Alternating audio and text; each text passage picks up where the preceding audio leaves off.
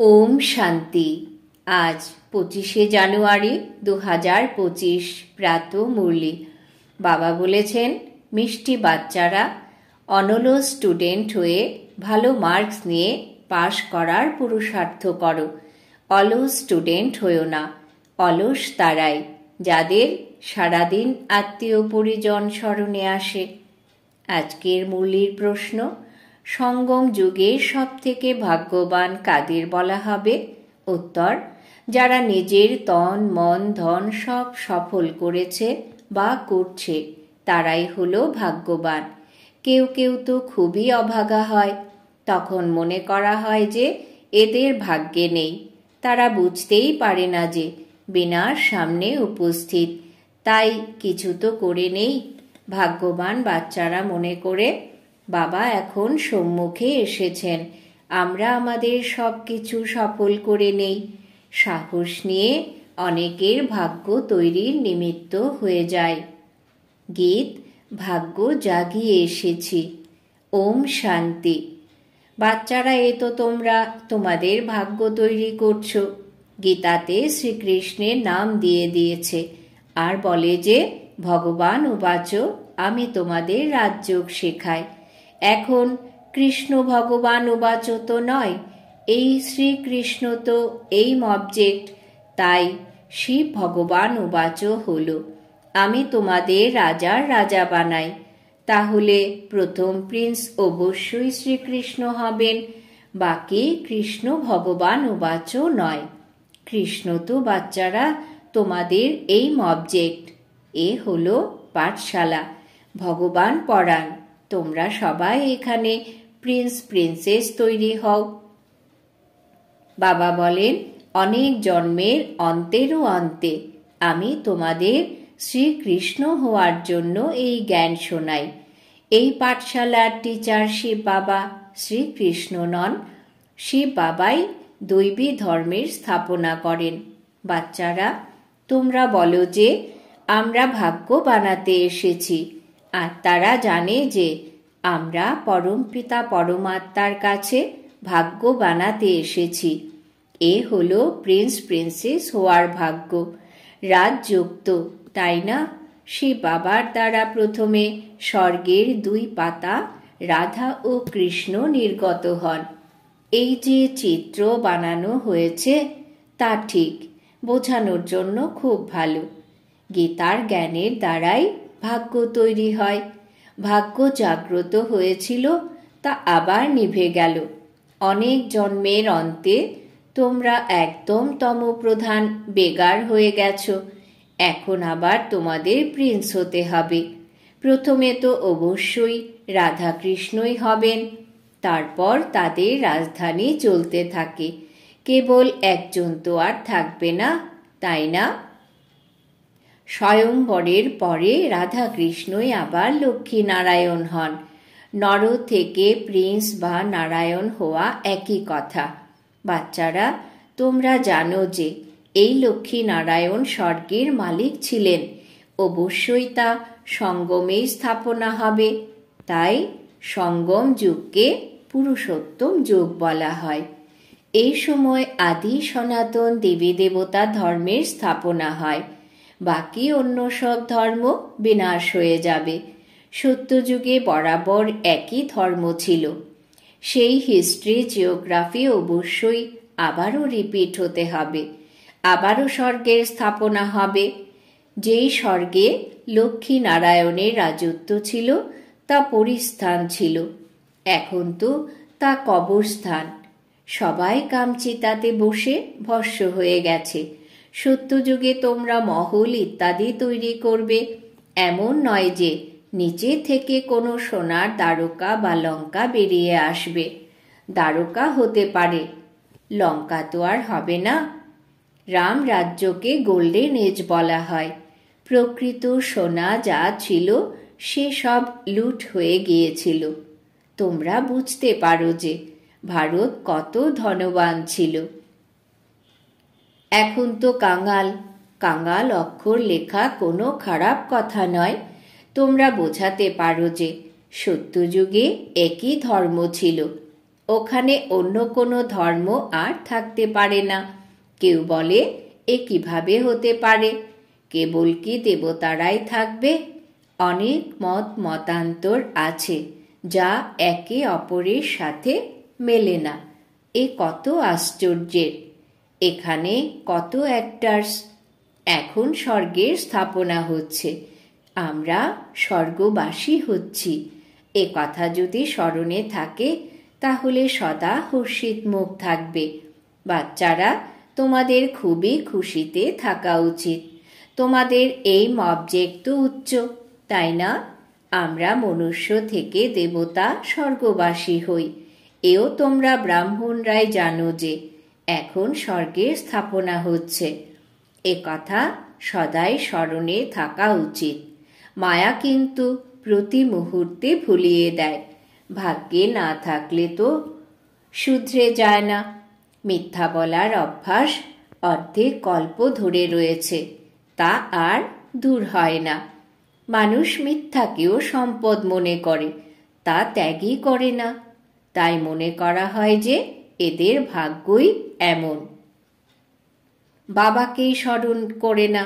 স্মরণও তখনই থাকবে যখন সম্পূর্ণ মমত্ব দূর হয়ে যাবে, সম্পূর্ণ দুনিয়া থেকে বৈরাগ্য। আত্মীয় পরিজনদেরকে দেখেও যেন দেখেইনি, বুঝতে পারে যে এরা সবাই নরকবাসী, কবরস্থানী। এসবই শেষ হয়ে যাবে।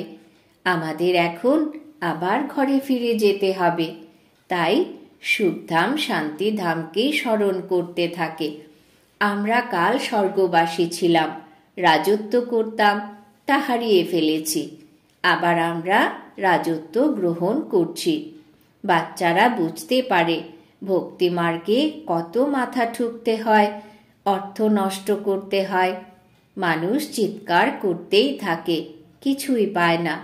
আত্মা ডাকতে থাকে, বাবা এসো, আমাদের সুখধামে নিয়ে চলো। তাও তা যখন অন্তে খুব দুঃখ হয়, তখনই স্মরণ করে। তোমরা দেখেছ যে এখন এই পুরনো দুনিয়া শেষ হয়ে যাবে। এখন এ হলো আমাদের অন্তিম জন্ম। এই জন্মে আমরা সম্পূর্ণ নলেজ পেয়েছি। এই নলেজ সম্পূর্ণ ধারণ করতে হবে। আর্থকুইক ইত্যাদি তো হটাতে হয়, তাই না? হিন্দুস্তান পাকিস্তানের পার্টিশনে কত মানুষের মৃত্যু হয়েছিল। বাচ্চারা, তোমরা শুরু থেকে অন্ত পর্যন্ত সবই জানতে পেরেছ। বাকি আর যা রয়েছে সেও জানতে থাকবে। কেবল এক সোমনাথের মন্দির শোনার হবে না, আরও অনেকেরই মহল, মন্দির ইত্যাদি শোনার হবে। এরপর কি হয়, কোথায় হারিয়ে যায়? আর্থকুইক কি এমনই ভেতরে চলে যায় যে আর নির্গত হয় না? ভেতরেই কি তার ক্ষয় হয়ে যায়? কি হয় ভবিষ্যতে তা তোমরা জানতে পারবে। মানুষ বলে থাকে সোনার দ্বারকা শেষ হয়ে গেছে। তোমরা এখন বলবে যে ড্রামাতে দ্বারকা নিচে চলে গেছে, আবার চক্র ঘুরলে ওপরে আসবে, তাও আবার নতুন করে বানাতে হবে। এই চক্র বুদ্ধিতে মন্থন করার সময় খুবই খুশিতে থাকা উচিত। এই চিত্র তো পকেটে রেখে দেওয়া উচিত। এই ব্যাজ খুবই সার্ভিসের যোগ্য, কিন্তু এত সার্ভিস কেউ করে না। বাচ্চারা, তোমরা ট্রেনেও খুব সার্ভিস করতে পারো, কিন্তু কেউ কোনো সমাচার লেখে না যে ট্রেনে কি সার্ভিস করলো। থার্ড ক্লাসেও সার্ভিস হতে পারে। যারা পূর্বকল্পে বুঝেছে, যারা মনুষ্য থেকে দেবতা হয়েছিল, তারাই বুঝবে। মনুষ্য থেকে দেবতার গায়ন আছে, এমন কখনোই বলা হবে না যে মনুষ্য থেকে খ্রিস্টান, মনুষ্য থেকে শিখ। তা নয়, মনুষ্য থেকে দেবতা হয়েছিল, অর্থাৎ আদি সনাতন দেবী দেবতা ধর্মের স্থাপনা হয়েছিল। বাকি সবাই নিজের নিজের ধর্মে চলে গেছে। কল্পবৃক্ষে দেখানো হয় অমুক অমুক ধর্ম, তা আবার কবে স্থাপন হবে? দেবতারা হিন্দু হয়ে গিয়েছে, হিন্দু থেকে আবার তারা অন্যান্য ধর্মে কনভার্ট হয়ে গেছে। এরাও অনেকেই বেরিয়ে আসবে। যারা নিজের শ্রেষ্ঠ ধর্ম কর্ম ছেড়ে অন্য ধর্মে গিয়ে রয়েছে তারাও আবার বেরিয়ে আসবে। শেষের দিকে যারা অল্প কিছু বুঝবে তারা প্রজাতে চলে আসবে। দেবী দেবতা ধর্মে তো আর সবাই আসবে না, সবাই নিজের নিজের সেকশনে চলে যাবে। তোমাদের বুদ্ধিতে এই সব বিষয় আছে। মানুষ দুনিয়াতে কিনা কি করতে থাকে, অনাজের জন্য কত ব্যবস্থা রাখে, বড় বড় মেশিনও লাগায়, কিন্তু কিছুই হয় না। সৃষ্টিকে তমপ্রধান হতেই হবে, সিঁড়ি নিচে নামতেই হবে। ড্রামাতে যা লিপিবদ্ধ আছে তা হতেই থাকে। নতুন দুনিয়ার স্থাপনা হতেই হবে। সায়েন্স যা আজ শিখছে অল্প কিছু বছরে তা খুবই হুঁশিয়ার হয়ে যাবে, যাতে সায়েন্সের দ্বারা নতুন নতুন জিনিস তৈরি হবে। এই সায়েন্স ওখানে সুখ প্রদান করবে। এখানে তো সুখ অল্প, দুঃখ অনেক। এই সায়েন্স আবিষ্কার হয়েছে তা কত বছর হয়েছে? পূর্বে তো এই বিদ্যুৎ গ্যাস ইত্যাদি কিছুই ছিল না। এখন তো দেখো কি হয়ে গেছে। ওখানে তো আবার এই শেখানোতেই চলবে, শীঘ্রই কাজ হয়ে যাবে। এখানে তো দেখো কিভাবে বাড়ি তৈরি হয়, সব কিছুই রেডি থাকে। কত বড় বাড়ি বানানো হয়, ওখানে এমন হবে না। ওখানে তো সকলেরই নিজেদের ক্ষেত থাকে, ট্যাক্স ইত্যাদি কিছুই দিতে হয় না। ওখানে তো অগাধ ধন থাকে, জমিও অনেক থাকে, নদী তো সবই থাকবে, বাকি নালা থাকবে না, যা পরে খনন করা হয়। বাচ্চাদের কত আন্তরিক খুশিতে থাকা উচিত যে আমরা ডবল ইঞ্জিন পেয়েছি। পাহাড়ে তো ট্রেন ডবল ইঞ্জিনে চলে। বাচ্চারা, তোমরাও তো হাত লাগাও, তাই না? তোমরা তো কত অল্প, তোমাদেরও মহিমা করা হয়। তোমরা জানো যে আমরা ঈশ্বরের সাহায্যকারী। আমরা শ্রীমতে চলে সেবা করছি। বাবাও তো সেবা করতে এসেছেন। তিনি এক ধর্মের স্থাপনা এবং অনেক ধর্মের বিনাশ করিয়ে দেন। অল্প কিছু সময় পরে দেখবে অনেক হাঙ্গামা হবে। এখনো মানুষের ভয় থাকে যে কোথাও লড়াই করে বম না ফেলে দেয়। আগুনের ফুলকি তো অনেকই লাগতে থাকে। মানুষ প্রতি মুহূর্তে নিজেদের মধ্যে লড়াই করতে থাকে। বাচ্চারা জানে যে এই পুরনো দুনিয়া শেষ হয়েই যাবে, তারপর আমরা নিজেদের ঘরে ফিরে যাব। এখন 84 জন্মের চক্র সম্পূর্ণ হয়ে এসেছে, সবাই একত্রে চলে যাবে। তোমাদের মধ্যেও সামান্যই আছে যাদের প্রতি মুহূর্তে স্মরণে থাকে। ড্রামা অনুসারে অনলস আর অলস দুই প্রকারেরই স্টুডেন্ট আছে। অনলস স্টুডেন্টরা ভালো নম্বর নিয়ে পাশ করে যায়, আর যারা অলস স্টুডেন্ট তাদের সারাদিন লড়াই ঝগড়া চলতে থাকে। তারা বাবাকে স্মরণই করে না। সারাদিন তাদের আত্মীয় পরিজন স্মরণে আসতে থাকে। এখানে তো সব কিছুই ভুলে যেতে হয়। আমরা হলাম আত্মা, আর এই শরীর রূপী লেজ ঝুলে রয়েছে। আমরা যখন কর্মাতীত অবস্থা প্রাপ্ত করব তখন এই লেজ লোপ পাবে। এই কেবল চিন্তা। কর্মাতীত অবস্থা প্রাপ্ত হলে তখন এই দেহবোধ দূর হয়ে যাবে। আমরা শ্যাম থেকে সুন্দর হয়ে যাব। পরিশ্রম তো করতেই হবে, তাই না? প্রদর্শনীতেও দেখো মানুষ কত পরিশ্রম করে। মহেন্দ্রকে দেখো কত হিম্মত দেখিয়েছে, একা কত পরিশ্রম করে এই প্রদর্শনী ইত্যাদি করে। পরিশ্রমের ফলও তো প্রাপ্ত হবে, তাই না? একজন কত ম্যাজিক করে দেখিয়েছে, কতজনের কল্যাণ করেছে, আত্মীয় পরিজনদের সাহায্যেই কত কাজ করেছে। এ তো জাদু। আত্মীয় পরিজনদের সে বোঝায় যে অর্থ ইত্যাদি সব এই কার্যে লাগাও, রেখে কি করবে? সাহস নিয়ে সেন্টারও খুলেছে, কতজনের ভাগ্য তৈরি করেছে। এমন 5-7 জন যদি বের হয় তাহলে কত সার্ভিস হয়ে যাবে। কেউ কেউ তো খুবই কৃপণ হয়, তখন বোঝা যায় যে ভাগ্যে নেই। তারা বুঝতেই পারে না যে বিনাশ সামনে উপস্থিত। তাহলে কিছু তো করে নাও। এখন মানুষ ঈশ্বরের জন্য যা কিছুই দান করবে কিছুই প্রাপ্ত করবে না। ঈশ্বর তো এখনই এসেছেন স্বর্গের রাজত্ব দান করতে। দান পুণ্য যারা করছে তারা কিছুই পাবে না। সঙ্গমে যারা নিজের তন মন ধন সব সফল করেছে বা করছে তারাই হলো ভাগ্যবান। কিন্তু ভাগ্যে না থাকলে বুঝতেই পারে না। তোমরা জানো যে ওরাও ব্রাহ্মণ, আমরাও ব্রাহ্মণ, হলাম আমরা প্রজাপিতা, ব্রহ্মা কুমার কুমারী। এত যে আরো ব্রাহ্মণ আছে তারা হলো কুলজাত বংশাবলী, তোমরা হলে মুখ বংশাবলী। শিব জয়ন্তী সঙ্গমেই হয়। এখন স্বর্গ তৈরি করার জন্য বাবা মন্ত্র দান করেন, মনমনা ভব। আমাকে স্মরণ করলে তুমি পবিত্র হয়ে পবিত্র দুনিয়ার মালিক হয়ে যাবে।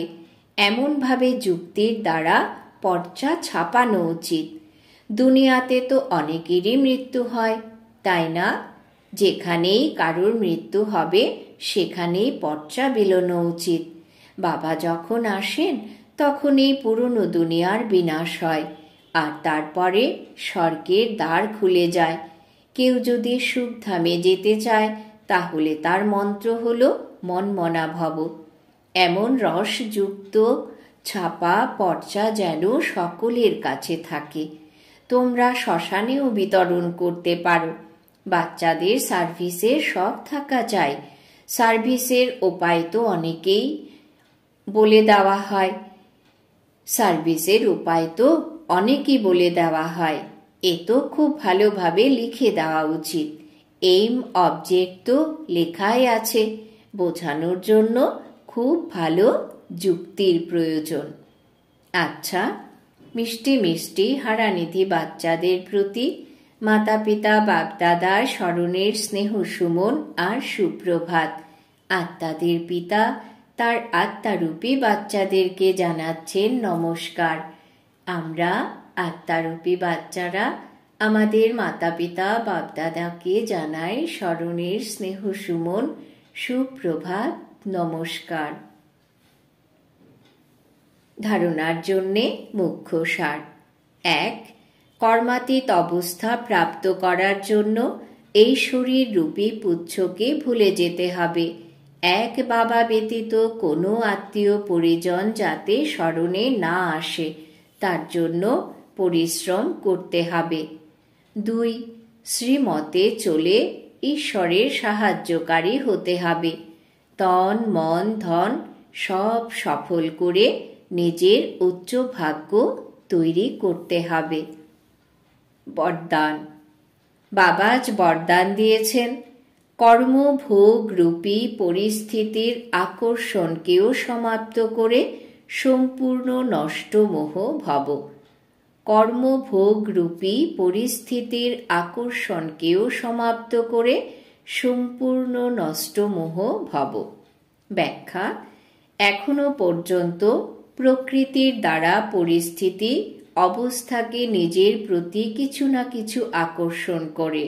সব থেকে বেশি নিজের দেহের হিসেব নিকেশ, বাকি থাকা কর্মভোগের রূপে আগত পরিস্থিতি নিজের প্রতি আকৃষ্ট করে। এই আকর্ষণও যখন সমাপ্ত হয়ে যাবে তখন বলা হবে সম্পূর্ণ নষ্টমোহ। যে কোনো দেহের বা দেহের দুনিয়ার পরিস্থিতি স্থিতিকে টলাতে পারবে না। এ হলো সম্পূর্ণ স্টেজ। এই স্টেজ পর্যন্ত যখন পৌঁছে যাবে তখন সেকেন্ডে নিজের মাস্টার সর্বশক্তিমান স্বরূপে সহজেই স্থিত হতে পারবে। স্লোগান। পবিত্রতার ব্রত সব থেকে শ্রেষ্ঠ সত্যনারায়ণের ব্রত। এতেই অতীন্দ্রিয় সুখ সমাহিত থাকে। পবিত্রতার ব্রত সব থেকে শ্রেষ্ঠ সত্যনারায়ণের ব্রত। এতেই অতীন্দ্রিয় সুখ সমাহিত থাকে। আজকের সমান আমি নষ্টমোহ আত্মা। নিজের শক্তিশালী মনসার দ্বারা সকাশ দেওয়ার সেবা। মনের সেবা হল অসীম জাগতিক সেবা। তোমরা যত মনসার দ্বারা বাণীর দ্বারা স্বয়ং স্যাম্পল হতে পারবে, তখন স্যাম্পলকে দেখে সকলে শীঘ্রই আকৃষ্ট হবে। কোনো স্থূল কার্য করার সময় মনের দ্বারা ভাইব্রেশন ছড়িয়ে দেওয়ার সেবা করো। কোনো বিজনেসম্যান যেমন স্বপ্নেও নিজের বিজনেস দেখতে থাকে, তেমনি তোমাদের কাজ হলো বিশ্ব কল্যাণ করা। এ হলো তোমাদের অকুপেশন। এই অকুপেশনকে স্মৃতিতে রেখে সদা সেবাতে বিজি থাকো। ওম শান্তি।